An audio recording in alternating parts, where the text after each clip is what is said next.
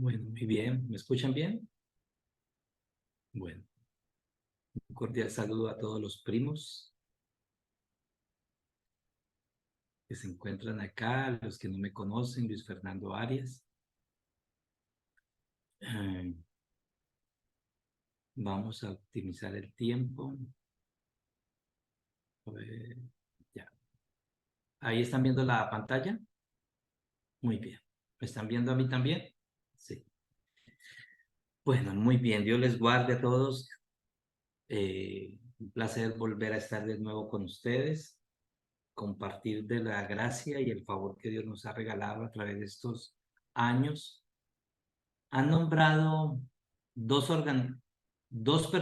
han nombrado una organización y una persona que quiero hacer memoria y honra acá. Han nombrado al pastor Héctor Pardo. El pastor Héctor Pardo, el flaco, como nos dice, yo le digo el viejo. Hemos recorrido grandes eventos y actividades de este énfasis. Y hace 18 años estábamos en Singapur, él y yo nos hemos encontrado en Singapur. Y, y hace 4 años nos encontramos en Dallas y volvimos a hablar del mismo tema. Y el tema era cómo hacer una nación grande, cómo hacer de Colombia, cómo hacer de nuestras naciones una nación grande. Y una de las palabras que él me abría en su Biblia, de Deuteronomio 4, no sé si es el 4, 5, 6, dice, ¿y qué nación grande hay? La nombra 3 veces, que tenga estatutos, preceptos como los que Dios nos ha dado. Y después vuelve y repite, ¿y qué nación grande hay que no tenga estatutos, preceptos y sabiduría como la que Dios nos ha dado? Hace como 3 meses nos vimos aquí en Cali y volvió y me lo repitió y me trajo un regalo. Aquí lo tengo, esta es una Biblia. Este es un Nuevo Testamento. Y este Nuevo Testamento lo que plantea es que este Nuevo Testamento así bonito en cuero sea entregado a cada hombre de gobierno en Colombia. Entonces él me lo dedicó y me dijo, Luífer, con aprecio, y que tu meta sea dar a conocer a Jesús en todas las naciones. Héctor Pardo. Entonces hace 3 meses que estuvimos compartiendo juntos, y eso es lo que es el Ministerio Capitol. Por eso lo vieron ayer, ustedes ayer. Con el Ministerio Capitol tengo relación hace 5 o 6 años. Lo sigo en las redes, lo conocí como ministerio, y es un ministerio que tiene un énfasis de la iglesia acompañar el proceso de la esfera de gobierno civil. Y una de las falencias que hay es que la misma iglesia desconoce la esfera del gobierno civil. Entonces, la semana, fue la semana pasada, o no, fue este martes que nos reunimos, este martes, por invitación de Walter, eh, quisimos empezar a compartir una serie que se llama Fe y Libertad. Y la semana pasada enfocamos el principio de la libertad. Es un principio, hoy en día los partidos políticos, las plataformas políticas hablan de la libertad, de la gran amenaza que es la libertad, de perder la libertad. Y cuando se habla de la libertad, pues tenemos que ir al espíritu de la libertad, y la libertad emana de Dios mismo para el hombre. En el Edén, Dios le dio la libertad de escoger el bien o el mal, el árbol del conocimiento del bien o del mal, pero también sabemos que estaba el árbol de la vida, y el árbol de la vida es Jesús. Y Jesús es la persona que nos da libertad. Conoceréis la verdad y la verdad nos hace libres. Por eso hablar de libertad desde adentro o libertad desde la expresión externa tiene que ver con el estatuto supremo que es la Biblia. Por eso empezamos hablando el martes pasado, que la Biblia es el libro que trae libertad a las naciones. Y la Biblia emana su espíritu, su esencia, es un espíritu de libertad. Dice en Corintios que donde está el espíritu de Dios, allí hay libertad. Entonces, donde hay verdad de Dios, donde está Jesús como verdad, habrá individuos, familias y naciones en libertad. Por eso, el Evangelio y la predicación del Evangelio es parte de la estructura orgánica que debe tener una nación para libertad. Entonces, hoy nos vamos a centrar un poquito en ese concepto, cómo hacer naciones grandes, cómo hacer familias grandes, cómo hacer organizaciones grandes. Nos vamos a encontrar con la verdad de la libertad de expresión, las libertades individuales, la libertad del libre mercado, la libertad de conciencia y de culto y de religión.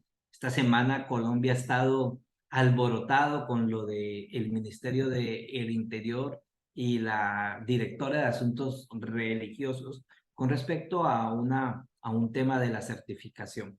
Pero eso después lo hablaremos, que la falta de desconocimiento, como dice la Biblia, pues el pueblo perece. Entonces, la libertad, yo creo que hoy vamos a establecer una base y lo que hemos estado hablando, lo hemos estado hablando sobre el concepto de la reforma. Entonces, la reforma protestante hace 505 años tuvo tres legados: el legado teológico, que se conoce como las cinco solas; el legado económico, que se habla de los tres elementos: trabaja, el que es el ahorro y da todo lo que pueda. Y aquí se genera toda una estructura de pensamiento económico para desarrollar naciones libres, justas y prósperas.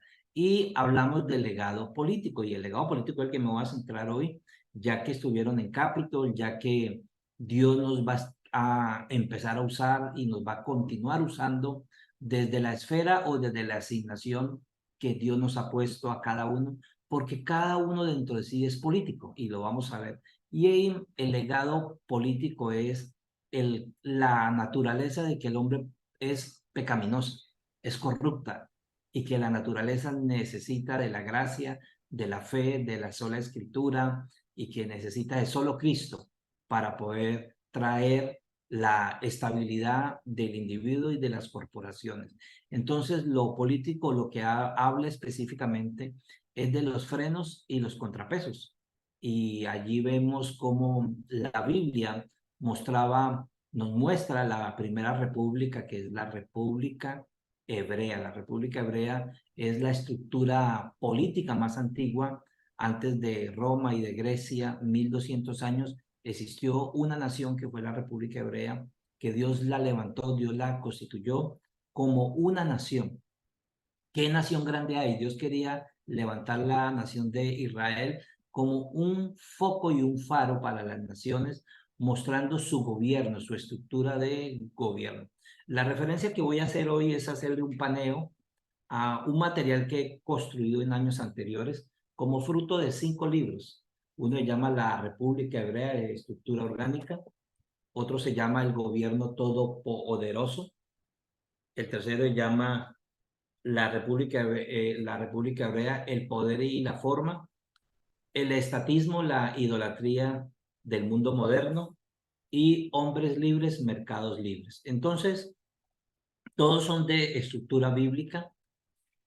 Y estuvimos hablando de la Universidad de Harvard, y sobre este concepto les animo a que lo vuelvan a ver, o si no está en la prédica y en YouTube, que di hace como 20 días, la estructura de Harvard y su esencia fundacional de los 3 libros, que ya lo hablamos. Entonces, ese es como un resumen muy marcado, y quiero devolverme acá, porque uno de los problemas, y aquí estaba, es la separación, porque estábamos hablando de una frase muy conocida, de no reducirnos.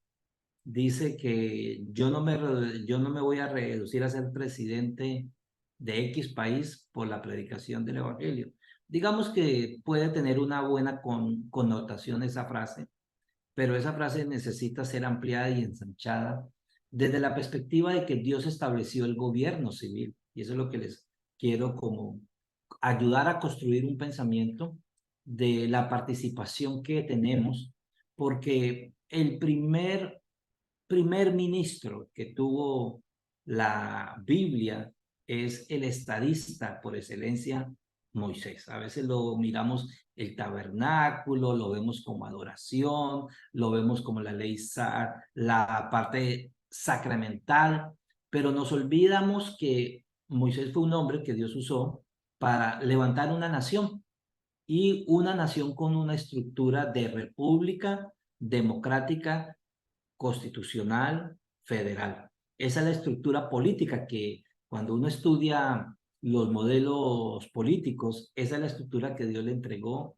a este estadista y era Moisés, una estructura. Entonces, como nación, Dios no dejó el mundo a la deriva, porque esta es una filosofía, el deísmo, el creer que Dios es un relojero que creó el reloj, le dio cuerda y lo echó a rodar y defiéndase como pueda, ¿cierto? Pero no, Dios le dio estructura de pensamiento para que se construyan naciones justas, libres y prósperas. Y este es el concepto de lo que compartía con Héctor Pardo cada vez que viajamos y nos encontramos. Un gran hombre con un corazón por la nación y que desea que la iglesia, ese ha sido el corazón de él, que la iglesia pueda entrar en esta dimensión del llamado. Entonces, la gran batalla que estamos viviendo es la separación de la estructura teológica de lo económico y lo político, porque lo teológico lo que nos da es una estructura ética y moral. Y aquí voy a hacer un salto. Cuando uno mira la Biblia y la nación de Israel, uno encuentra arriba una teocracia, ¿cierto? Pero uno encuentra una constitución, es el pacto, la Biblia, las escrituras. Y esa constitución era una constitución de los 10 mandamientos, la ley moral, la ley absoluta. Después viene la ley civil, que fue dada tanto por Dios, pero también la consensuaron, hubo un consenso y se construyó conforme a la necesidad del pueblo. En ese momento se le llama la ley civil, que esa ley civil trasciende hasta el día de hoy sus principios. Uno cuando estudia y ve ciertos principios de derecho, humanidades, de política, uno puede extraer desde la Biblia esos principios de estructura y de nación. Y está la ley dietética, los principios que la Biblia habla sobre la alimentación, que tanto el primo Walter como yo estamos desjuiciados en esa ley, y creo que algunos primos aquí también. Y está la ley sacramental, ceremonial, que digamos que algunas de ellas en Cristo se vienen a cumplir. Entonces el tabernáculo y todas las fiestas nos vienen a mostrar algunas de esos principios. Entonces, esa ley, que es la Constitución, era acompañada de una estructura orgánica. La estructura orgánica de Israel era el Senado, ¿cierto? Estaban los magistrados, estaban los sacerdotes, el oráculo, y teníamos una asamblea que era la parte federal. Cada tribu era una nación y esa nación era una nación que se movía democráticamente. Una de las cosas que vamos a ver es que la democracia emana desde Dios mismo, pero vamos a ver los riesgos, los problemas y los conflictos que se presentan como proceso de unanimidad, de consenso, pero Dios siempre estableció que el poder emanaba desde el pueblo sujeto a la ley. Entonces, una de las cosas que vemos es que cuando uno estudia los principios de construcción de nación occidental, emana de la estructura judio-cristiana. Uno mira Israel hoy en día y el conflicto en el Medio Oriente y uno puede ver que el concepto de no tiranía en el Medio Oriente no se ve en Israel como nación hoy en día. Entonces, vamos a centrarnos hoy un poco a la segunda parte y vamos a ver algunos principios de gobierno civil desde la perspectiva bíblica. Entonces, lo que estábamos hablando, necesitamos mirar a Israel como una nación base para construir una nación libre y próspera. Necesitamos ver que Dios estableció principios en su palabra para que se estructuren naciones. Entonces, lo primero que vamos a ver es que vamos a mirar, vamos a ver aquí, vamos a mirar este concepto, gobierno, porque la Biblia es un libro sobre gobierno. Y gobierno es dirección, regulación, control, restricción y ejercicio de la autoridad. Y hoy en día en en el área de las ciencias se habla de sistemas de gobierno como forma de reglas, principios fundamentales por los cuales se gobierna una nación o más un estado. Todos tenemos un gobierno, empezando por el individual, pero el que ejercemos en nuestra casa. Los que somos padres tenemos unas normas, unos protocolos de regulación, control para nuestro ejercicio de gobierno desde la jurisdicción de la familia como padres responsables. Entonces, una de las batallas que hoy en día estamos librando a nivel del mundo es la batalla por la libertad. Y tenemos que ir a la fuente de la libertad, que es la fe. Entonces, la libertad proviene del latín libertas o liberty, que significa no tener restricción. La verdadera libertad es la interna, que es la capacidad de hacer todo lo que es bueno y correcto sin impedimento de parte del gobierno civil o cualquier otro gobierno.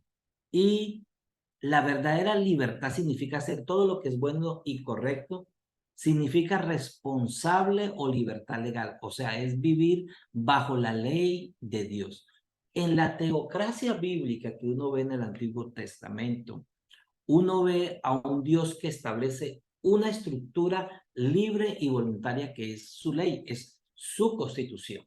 Los mandamientos, la ley absoluta, los 10 mandamientos, como la fuente de construcción. Un tema para estudiar solamente son los 10 mandamientos como estructura y fundamento de construcción de los derechos individuales del ser humano. Entonces, Dios desea que el hombre camine en libertad, pero para vivir en libertad, Dios también le establece una ley, y esa ley tiene como meta el cuidado y la protección de su creación. El creador, que tiene la absoluta plenipotencia del poder y de la sabiduría, decide darle al hombre desde el Edén la parte más valiosa que debe ser defendida en una nación, y es el principio de la libertad, empezando por la libertad de conciencia. La libertad de conciencia debe ser la propiedad privada más sagrada que cada uno debe tener. Es dentro de la mayordomía. Nosotros el 29 de octubre tuvimos la responsabilidad de hacer mayordomía a través de elegir libre y voluntariamente, conforme a nuestras convicciones y a nuestras creencias, a ciertos candidatos que iban a ciertos cargos a nivel de la región. Entonces, la libertad emana de dos conceptos de estudiar la fuente de gobierno. Necesitamos entender que hay dos fuentes de gobierno que Dios ha puesto: el gobierno interno y el gobierno externo.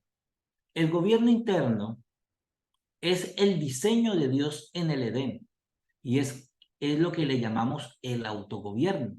El hombre, el hombre que libre y voluntariamente es por la palabra y por el espíritu, al conocer la palabra y por el espíritu de Dios, que se regenera y nace de nuevo y viene a la fuente de nacer en una estructura, que es la estructura del gobierno de Dios, el reino de Dios, los principios del reino de Dios. Libre y voluntariamente, Dios va a gobernar a través de esa conciencia. La conciencia, y aquí para los que están escribiendo, la conciencia tiene los tres órdenes de gobierno. La conciencia es ejecutiva, es legislativa y es judicial. ¿Quién nos lo enseña? El apóstol Pablo. Pablo dice: si mi conciencia no me acusa, paz tengo yo para con Dios. Entonces, la conciencia, que es ese árbitro que está dentro de nosotros, puesto, implantado desde el corazón de Dios para el hombre, es la que genera la causa. Es el hombre gobernando donde solamente Dios puede juzgar. Es la jurisdicción que juzga las intenciones, las motivaciones del hombre. El individuo es gobernado por el señorío de Cristo y es gobernado voluntariamente por la palabra y el espíritu, autogobernado. Por eso, el secreto de construir una república justa, próspera y bendecida es bajo el autogobierno. Simón Bolívar dijo una vez, a Latinoamérica es imposible gobernarla. Y aquí hay todo un estudio sociológico de por qué las naciones de Norteamérica y su estructura de gobierno basada en el autogobierno. Y muchas empresas hoy en día o gobiernos han estado haciendo intentos de crear una cultura de autogobierno. No sé si ustedes han visto algunos videos en Suiza, en Irlanda, donde ponen unas tiendas donde lo único que esperan es que usted tome el producto, pague el precio correcto y si tiene de vuelta, lo pueda coger correctamente. Yo no sé si en Colombia pusiéramos una caja de dulces. En Medellín hace 2 años vi de un proyecto que estaban haciendo así y era una caja de dulces, de galletas y todo. Y el principio era que la gente llegara, tomara el producto, lo pagara y si había de vuelta lo cogiera. Pues, ¿cuál fue el resultado? Ahí se los dejo a conclusión. Entonces, ¿cuál es el problema? El gobierno interno.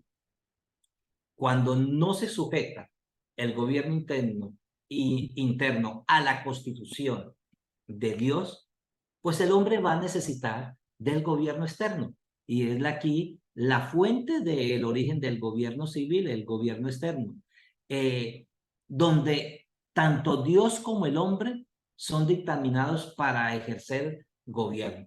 Una frase dice que a mayor gobierno interno en el hombre, menor gobierno externo. Y ojo, porque esto es una política que hace un país y una nación más económica. A mayor gobierno interno en la familia, en la empresa, en nuestra nación, necesitaremos de gobierno externo. Por eso el evangelio, teológicamente dentro de la estructura económica y política, le entrega con la familia, iglesia y familia, le deben entregar el carácter ético y moral a la sociedad reflejado a través de las vocaciones. Entonces, la falta de gobierno interno da a luz el gobierno externo. Entonces, la gran pregunta es la soberanía del gobierno. Y aquí voy a hacer referencia voy a simplificar un concepto de un libro que se llama La Tercera Alternativa, porque hay 3 alternativas de qué tomar como gobierno. Dios es soberano, el individuo es soberano o el Estado es soberano. 3 modelos de gobierno para edificar una nación. ¿Quién es el soberano? Lo primero es, miremos, el individuo es el soberano. Eso quiere decir libertad sin límites o ley o sin ley, o sea, el derroche del libertinaje. Entonces, o el Estado es el soberano, por eso uno de los libros se llama El gobierno, el todopoderoso, porque esta es la gran batalla que estamos viviendo en la estructura política y es creer que el Estado es el rey, el todopoderoso, puede interferir en las jurisdicciones de los individuos, que lo vamos a ver ahorita también, y lo que se genera es la tiranía, ¿cierto? O sea, y produce orden y esclavitud. Podemos tener un Estado basado en tiranía, en mano fuerte, tener orden, pero la restricción de las libertades, tener esclavitud, y conocemos modelos y estados que están viviendo esto. Entonces, el individuo, ¿qué es lo que va a producir a través de la anarquía? La rebelión. Y aquí viene todo un principio de mirar Génesis 1, 2 y 3 bajo este concepto. Dios crea al individuo, en el corazón de él está la libertad, en el corazón de él está que el hombre viva en orden y sujeción a la primera ley. Primera pregunta, ¿cuál fue la primera ley estatutaria de la Constitución que Dios le dio en el Edén? Primera ley,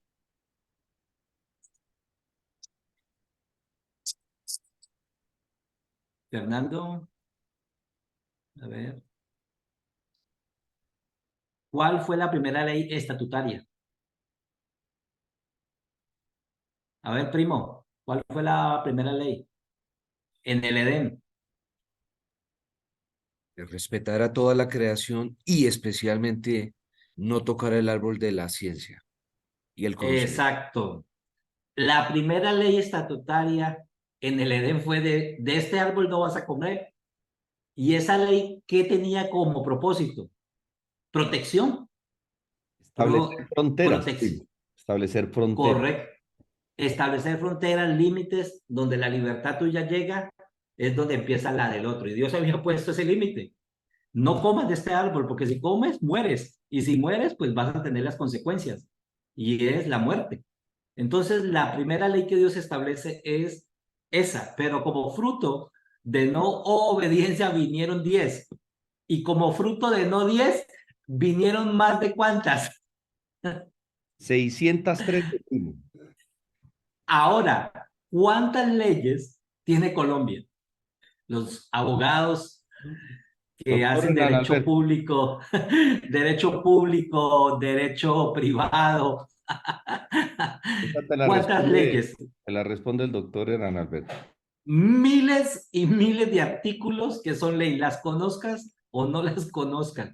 Pero la primera ley, el cumplirla, por eso el primer ayuno que debemos hacer es el ayuno del hermano Arthur Buru, un anciano que vino por mucho tiempo en nuestra iglesia. Él decía, el primer ayuno que debemos hacer es el del árbol del conocimiento del bien y del mal. Entonces, ese es el primer ayuno, dejar de comer, porque esa ley nos va a traer libertad, nos va a permitir vivir en libertad. Y es la ley. Entonces, ¿estamos entendiendo hacia dónde los quiero llevar? Bueno, muy bien. Entonces, volvamos acá. Dios, vamos a mirar Dios y cómo se estructura toda una estructura de pensamiento político desde estos tres conceptos. Dios, libertad con ley, él la dio en las tablas, la dio en la estructura orgánica de la Constitución, de las 4 bases que ya se las conté ahorita, y está basado bajo este concepto, el consentimiento. Dios desde el Edén aplica esta misma ley y aplica este mismo concepto político. No impone nada, porque si lo impone sería un tirano. Dios lo que hace es en consentimiento. Cuando estudiemos la República Hebrea en ese libro, es una enseñanza que yo doy de 8 o 10 o 12 horas, o la podemos hacer en 2, comprimida. La di en Brasil hace 3 meses y la doy ahorita en Washington. Es basado en eso. Entender que Dios usa el consentimiento. Dios no te impone nada. Dios, a pesar que sabe qué es lo malo para ti, Dios espera que tú decidas.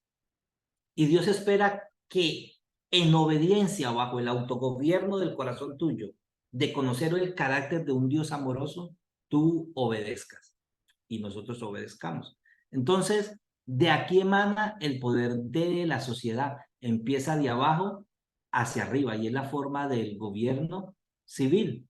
Y esto es lo que trae como eje la libertad y el orden, nuestro escudo, ley y orden, ley y orden.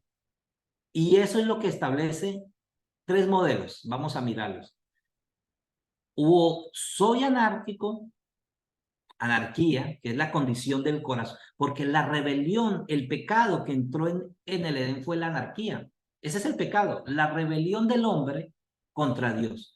El hombre querer saber más que Dios, el hombre querer construir leyes, estatutos, preceptos, estructuras jurídicas en contra de la sabiduría y el pensamiento de Dios. Independencia. Entonces, independencia. Entonces, la anarquía es la rebelión, la independencia del hombre hacia Dios. Pero la tiranía es el absolutismo que hoy en día existe y que se quiere implementar en los gobiernos. El gobierno todopoderoso. Pero el diseño de Dios para el modelo de una nación es la república, que ahora lo vamos a mirar. Estableciendo este fundamento, Vamos a avanzar un poco más. ¿Alguna pregunta? ¿Alguna inquietud?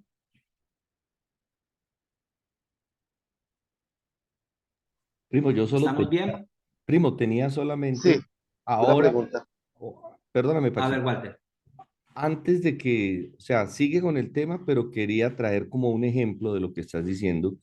Acabé de leer esta mañana que el 88% de las personas en Cuba en este momento están experimentando pobreza absoluta, que la libreta de alimentos cada vez es más restringida. Entonces quería al final que recorras el tema, volver a esto para explicar en dictadura, tiranía, por qué este país siempre ha ido en decadencia y hoy más que nunca con esas cifras, primo, solo eso. Ok. Gracias, amigo. Muchas gracias. Claro que sí. Entonces vamos a seguir construyendo el pensamiento, mis Pachito amados. tenía una pregunta, primo. Dale, Pachito. perdón. Dale, Gracias. ayúdame cuando... La pregunta es, ¿cómo conceptualizas tú el libre albedrío y las leyes, como lo estás expresando? Gracias, querido. ¿Cómo conceptualizo el libre albedrío y las leyes? Sí, Ya vamos para de allá. acuerdo. Ah, ok, ok. Te lo Entonces voy a sigue tranquilo. responder, te lo voy a responder en el proceso, te vas a dar cuenta. Perfecto. Ya Listo. sabemos, Sí. pero te voy a dar un pequeño adelanto, primo. Dios ha puesto en la esencia del corazón del hombre la conciencia. Y aquí es bueno estudiar Romanos. Si Pablo está diciendo, si la conciencia no me acusa, está diciendo, mi conciencia es ¿qué? Judicial. Pero Dios ha implantado en la conciencia la capacidad, cuando yo me expongo a la palabra de Dios, conozco la ley de Dios, lo legislativo, por eso el poder de las escrituras para transformación. Porque Pablo habla en Timoteo que la escritura es útil para instruir, para reargudir, a fin de preparar a todo hombre para toda buena obra. Pero dice que la palabra es como una espada. Y Pastor Randy siempre me decía, mi pastor, cuando yo leo la Biblia me lee a mí. Entonces, la estructura jurídica, legal de este Estado, el individuo sujeto al gobierno de Dios, está basado bajo el autogobierno y el autogobierno tiene, digamos, en su calle un semáforo que se llama la conciencia y es la capacidad del hombre escoger libre y voluntariamente obedecer o no obedecer.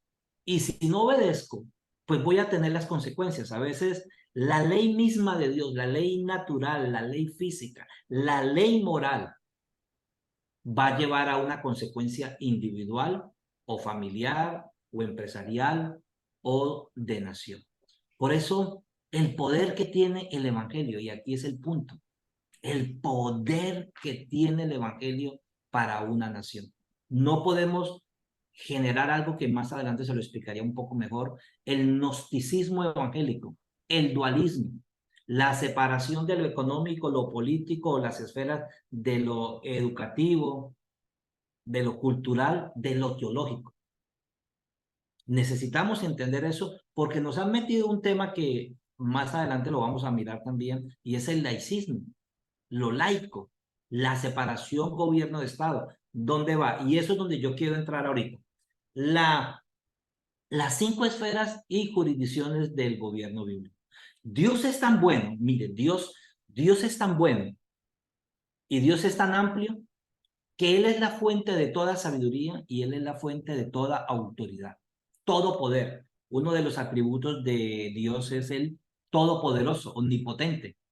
Y ese Dios todo omnipotente y poderoso distribuye la fuente de su sabiduría y su autoridad en 5 jurisdicciones. Vamos a conocerlas un poco. La primera es el individuo. Dios desea que la primera jurisdicción, por eso los abogados, yo no soy abogado, los abogados y el espíritu de la ley lo primero que busca defender son las libertades individuales. Y la gran batalla hoy es entre lo individual y lo colectivo. El marxismo cultural lo que lleva es a lo colectivo. Entonces quieren que los colectivos abracen lo individual y aplasten las libertades individuales. Entonces, la primera jurisdicción es la libertad individual. Y aquí necesitamos estudiar todo un tema que se llama dentro de la construcción, que Dios ha dado es la capacidad de ser individuos, que Dios nos ha dotado como hombres, como llama este grupo, hombres a su imagen. Nos ha dado una imagen, nos ha dado una naturaleza, nos ha dado una esencia, nos ha dado dones, nos ha dado competencias, habilidades, nos ha dado pasiones. Y eso parte desde cada individuo. Cada individuo es un diseño exclusivo y único de Dios para cumplir el propósito. El segundo es la familia, la jurisdicción que tienen los padres. Los individuos hacen parte de las 4 organizaciones o instituciones creadas por Dios. La familia, su plan, su propósito, su diseño dentro de la nación es la base que debe ser defendida como la organización más valiosa que preserva una nación, es la familia. Y el gran ataque es a la familia, es al ataque del diseño de la familia. Cuando uno habla esta agenda globalista, uno va a encontrarse el ataque directo, es a la familia a través de la ideología de género. El que los padres pierdan la responsabilidad de educar a sus hijos. El que los padres se cohíban de su fe y su libertad de culto y de conciencia. Entonces, Dios le entregó una jurisdicción. El artículo 42 de nuestra Constitución habla como eje y como fundamento de la familia. El tercer elemento de jurisdicción de gobierno, que es un buen tema, este sería solamente un temita para hablar, la iglesia. ¿Cuál es el diseño bíblico para el gobierno de una iglesia? Llámese presbiterio, ancianos, comité, junta, y aquí habría todo un tema de discusión y de diálogo y de amplitud de cómo se debe gobernar la iglesia del Señor. Podemos encontrarnos 3 modelos que las instituciones, organizaciones o denominaciones han tomado, y yo le hago esta pregunta. En cualquiera de las 5, yo puedo operar o en tiranía o puedo operar en anarquía. En las 4. Pero puedo operar bajo el modelo bíblico de consenso, los que somos esposos. Yo puedo ser un tirano o puedo ser un anárquico en mi casa, o puedo tener a mis hijos en anarquía, o puedo ser un pastor anárquico, o puedo ser un pastor tirano. Pero ¿cuál sería el centro del modelo? Ahí los dejo como pensando, porque esto nos lleva a replantear nuestra estructura del corazón de lo que hemos construido a través de nuestro pensamiento y nuestro accionar. Y el gobierno civil y sus 3 ramas de poder. Isaías 31, 22 es: Dios es nuestro juez, Dios es nuestro legislador, Él es nuestro rey, Él mismo nos salvará. Ya te doy la palabra, Mauro. Entonces, lo que los reformadores vieron y entendieron es que el gobierno nace desde Dios mismo, y entendieron los principios que emanan de gobierno y de soberanía. Entonces, el gobierno civil es una rama de poder distribuido en pesos y contrapesos. Dios, y aquí viene uno a ver los reformadores ingleses, ¿cierto? De construcción, entendiendo que la naturaleza es pecaminosa. Hoy en día escuchaba a alguien decir: los más estudiosos y más preparados de nuestra nación son los que llevan al mundo y al país en decadencia. Entonces, hoy en día uno se da cuenta que hay problemas de carácter moral en el ejecutivo, en el judicial, en el legislativo. Y hablando de otro modelo de esfera de jurisdicción es el económico. Usted ve a Pablo en las cartas escribiendo a los jefes y escribiendo a los empleados, ¿cierto? El carácter que debe tener un jefe, el carácter que debe tener los empleados.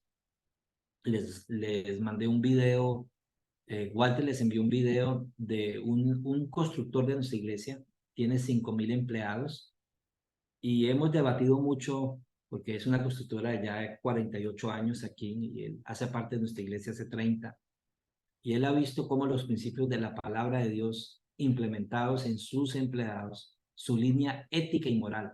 A mí me gusta algo, que usted se meta a su página, porque él acaba de entregar la empresa a la 2ª generación, pero algo que sembró fue la línea ética y de integridad. allá no se puede pedir debajo de cuerda.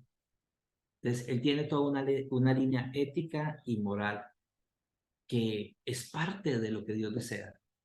Lo que Dios desea que nuestras empresas, nuestras familias puedan emanar. ¿Alguna pregunta había por allí en ese momento? 8. ¿Alguien iba a hacer una pregunta o un aporte? No, para el final, por favor. Mauricio. Ok, gracias, Mauricio. Listo. Entonces, voy a ir rápido. Entonces, necesitamos entender el origen, la función y la jurisdicción del gobierno civil. Pues lo primero que quiero decirles es que fue instituido por Dios. El gobierno civil, ¿en dónde nace? No vamos a leer los versículos. En Génesis 6, 5 al 6 dice que el problema, ahí se da el problema. ¿El problema cuál es? Yo lo tengo. El Señor vio la magnitud de la maldad humana en la tierra y todo lo que la gente pensaba o imaginaba era siempre y totalmente malo. Imagine el carácter dado en ese momento. Entonces el Señor se lamentó haber creado al ser humano y haberlo puesto sobre la tierra. Se le partió el corazón. La degradación de la naturaleza pecaminosa del hombre cuando uno estudia este contexto de Génesis. Entonces Dios dice, vamos a traer una solución. Y la solución está en el 9, 5 y 6. Yo exigiré la sangre de cualquiera que le quite la vida a otra persona. Si un animal salvaje mata a una persona, ese animal debe morir. Y cualquiera que asesine a otro ser humano debe morir. Si alguien quita una vida humana, la vida humana de esa persona debe ser quitada por manos humanas, pues Dios hizo los hombres humanos a su propia imagen. Hay un material que se llama Crimen y Castigo, no es la novela, Crimen y Castigo. Este librito es pequeño, pero es poder ver para los abogados, Crimen y Castigo, la forma bíblica de lidiar con el crimen y la forma bíblica para el castigo del crimen. ¿Cuál es el diseño de Dios? ¿Cuál es la estructura? ¿Es bíblico, no es bíblico? La pena capital, ¿qué tan buena es, qué tan mala es? Ese sería todo un tema jurídico para hablar. Entonces, el propósito lo encontramos en Romanos. Ya doy la palabra al que la alzó, porque quiero construirles allí. Romanos 13, y cuando viendo al Nuevo Testamento, uno ve a Pablo respetando las instituciones creadas por Dios. La civil, la eclesiástica misma. Pablo era respetuoso, siempre y cuando no fuera en contra de la ley de Dios, y este es un concepto que también hay que estudiarlo, cuando el individuo creyente hace resistencia ante la violación de estatutos o preceptos o estructuras jurídicas de nación. Es el individuo el llamado a hacerlo, el creyente. Entonces, en Romanos vemos cómo Pablo reafirma. Mira, Pablo dice, toda persona debe someterse a las autoridades de gobierno, pues toda autoridad proviene de Dios y los que ocupan puestos de autoridad están colocados por Dios. Por tanto, cualquiera que se rebele contra la autoridad, cualquiera que haga anarquía, rebelión, se rebela contra lo que Dios mismo ha instituido y será castigado. Pues las autoridades no infunden temor a los que hacen el bien, sino a los que están mal, aunque hoy en día en Colombia como que está al revés. Pues quieres vivir sin temor a las autoridades, haz lo correcto y ellos te honrarán. Las autoridades están puestas al servicio de Dios para tu bien, pero si estás haciendo algo malo, por supuesto que deberías tener miedo, porque ellas tienen poder para castigarte. Están al servicio de Dios para cumplir el propósito específico de castigar a los que hacen lo malo. Por eso tienes que someterte a ella, no solo para evitar el castigo, sino para mantener tu conciencia limpia. Me gusta esta versión, tu conciencia limpia. Por esa misma razón también ustedes paguen sus impuestos, pues los funcionarios de gobierno necesitan cobrar su sueldo. Ellos sirven a Dios con lo que hacen, ustedes le den a cada uno lo que le deben, paguen los impuestos y demás aranceles a quien corresponda y den respeto y honra a los que están en la autoridad. Entonces, para terminar este punto, El gobierno civil es la provisión amorosa de Dios para que la sociedad puedan vivir en libertad. Y la función y la jurisdicción principal del gobierno civil es proteger la vida, la libertad, desde el pensamiento bíblico. Cuando uno estudia la República Hebrea y los 18 principios macro de estructura de nación, uno va a ver que la función principal es proteja la vida, proteja la propiedad, proteja las libertades, recompense al que hace el bien y castigue al mal. Entonces, la jurisdicción del gobierno civil es la provisión amorosa. Entonces, necesitamos reconocer un poco la estructura constitucional de nuestra nación. Y aquí viene una pregunta. ¿Qué es una nación cristiana? ¿Puede ser una nación cristiana? Y la gente cree que hacer una nación cristiana es que todos son cristianos, todos son conocedores del Evangelio de Jesucristo.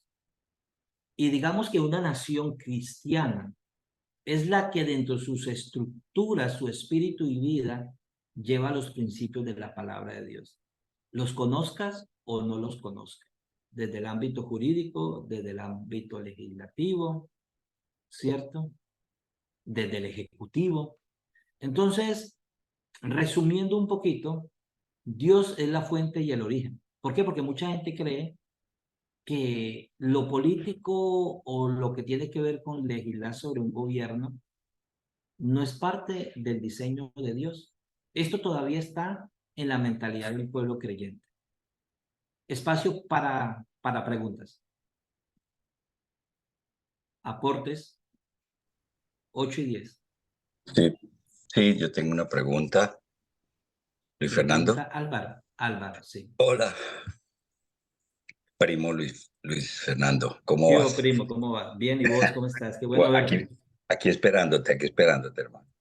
Bueno, no, yo quería, en el punto que estabas hablando, obviamente todo encaja en el tema de gobierno, ah, pero me ponía hasta a pensar, obviamente, en muchas cosas, y yo decía, ¿cómo podemos analizar nosotros el gobierno de El Salvador actualmente, el de Bukele? En este contexto que tú estás enseñando. Porque uno dice, uy, se está pasando límites, no está pasando límites, se está aplicando bien el tema, porque también es un hombre de Dios, ¿no? Entonces, y ese era como mi pregunta, más que pregunta, era como reflexión, a ver, ¿tú qué opinabas de este gobierno? Ok. Voy a darles un aporte fuera de Bukele. Por varios años yo fui a Singapur. Los que conocen Singapur por videos o hayan escuchado de Singapur, Singapur fue una sociedad extremadamente pobre, mientras que nosotros hemos estado en conflicto con la guerrilla, la misma fe, el mismo tiempo, se levantó un hombre, Lee Kuan Yew. Y si usted mira en YouTube la historia de Singapur, pobreza, el gobierno corrupto, y se levanta Lee Kuan Yew.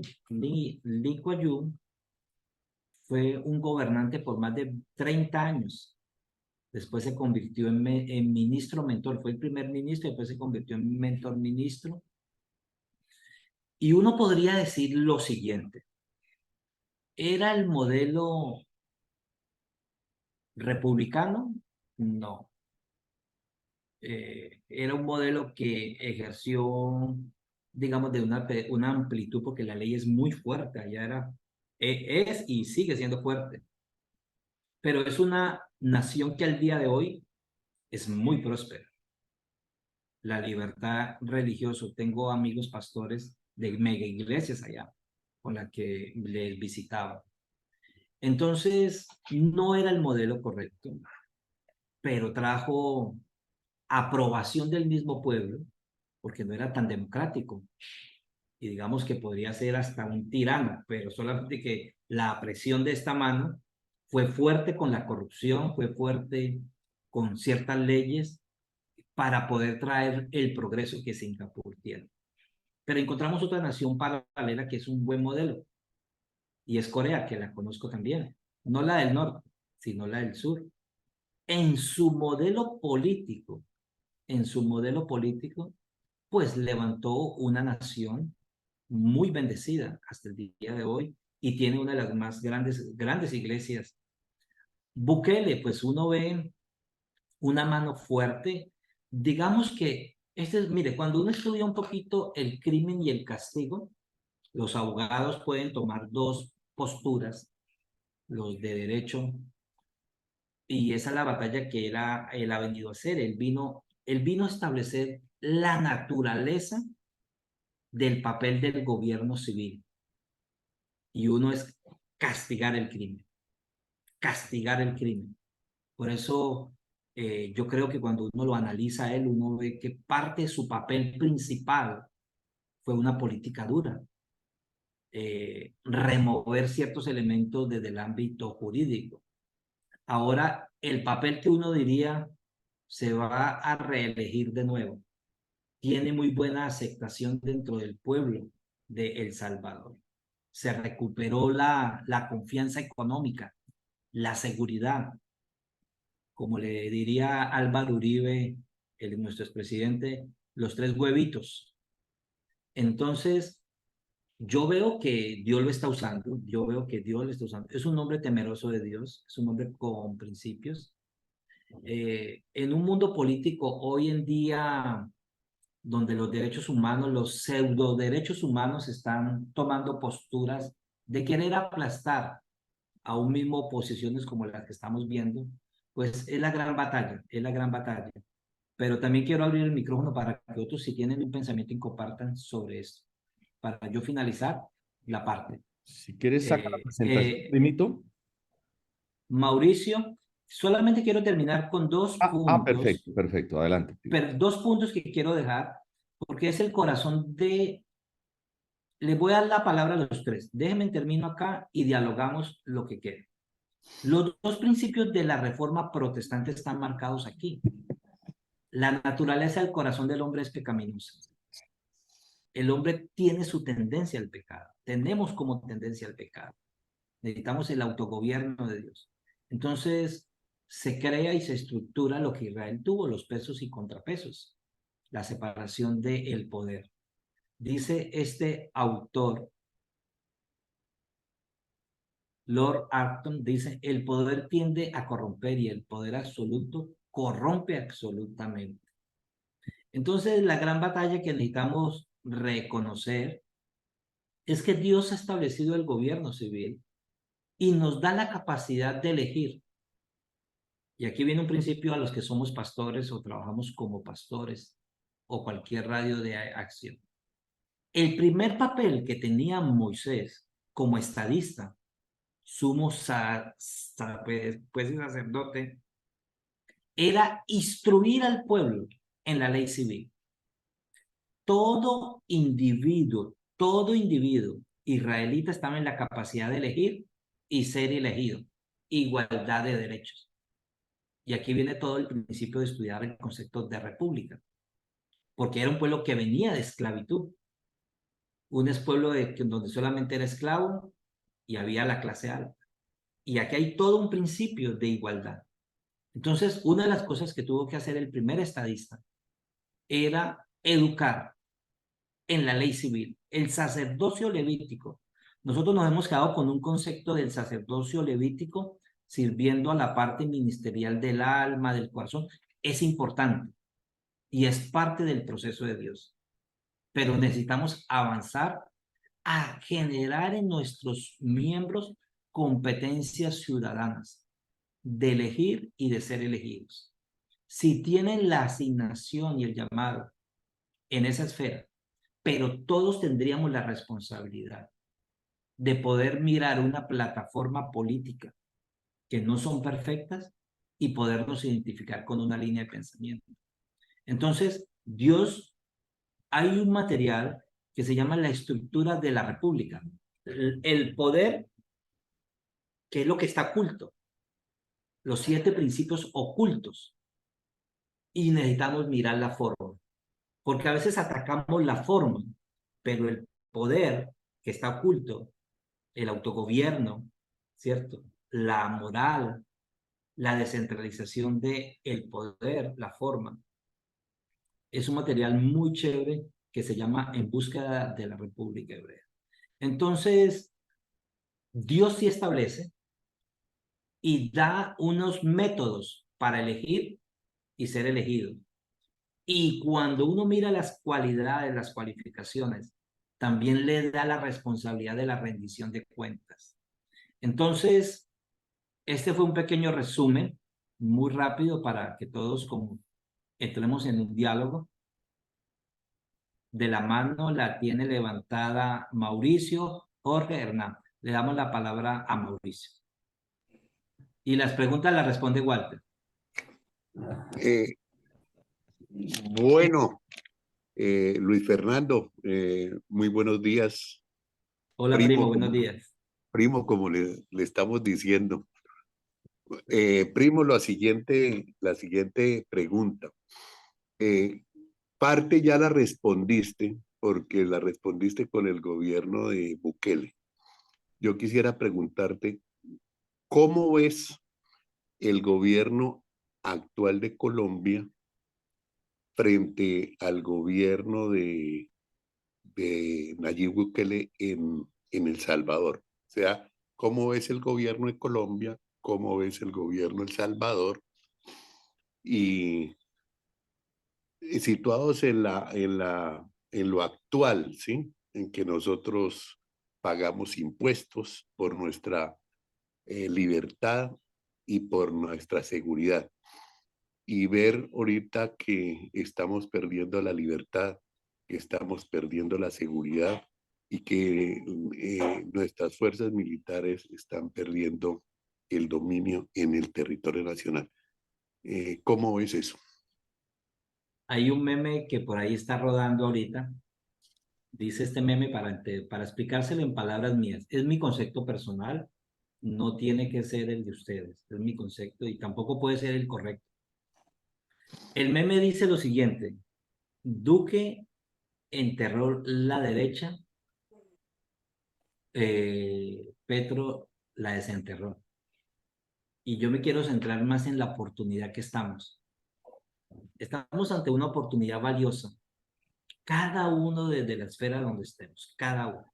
Estamos en una oportunidad súper linda de poder participar más activamente. Y yo le digo, y yo siempre predico, hace poco lo prediqué antes de las elecciones, la responsabilidad del voto. La responsabilidad de tener una cosmovisión bíblica, una responsabilidad de guiar y destruir, porque digamos que, y yo siempre digo esto, no hay ningún partido que represente al pueblo cristiano perfecto. No hay plataforma política perfecta. La izquierda nos anima siempre a mirar la parte de la compasión bíblica, no de la justicia bíblica. Hay un material que se llama reformulación de la justicia bíblica, de la compasión bíblica, porque la izquierda nos invita a mirar desde un ángulo correcto, si lo miramos, la compasión bíblica, la responsabilidad que tiene la iglesia y la responsabilidad que tiene la economía de la compasión bíblica, ¿cierto? Pero el otro lado es que, el lado negativo es que el gobierno se quiere convertir en el todopoderoso, entonces legisla sobre todo. Por eso este libro se llama El gobierno, el todopoderoso. Si el gobierno lo toma todo, entonces ¿con qué quedamos? El pulpo. Entonces, en pro del bien, el gobierno quiere tomar todo. Entonces, el punto es dónde mantener la separación del Estado, la familia. Ayer, el debate toda esta semana, los que están en el medio de la iglesia, si certifica, si no certifica, hasta dónde se llega, no se llega, qué se debe hacer. Los que han estado ahí, pues ayer hablábamos con la doctora Lorena Ríos. Yo fui participante hace 8 años, yo me acordé ayer, de las mesas de clasificación de ocupación para el SENA.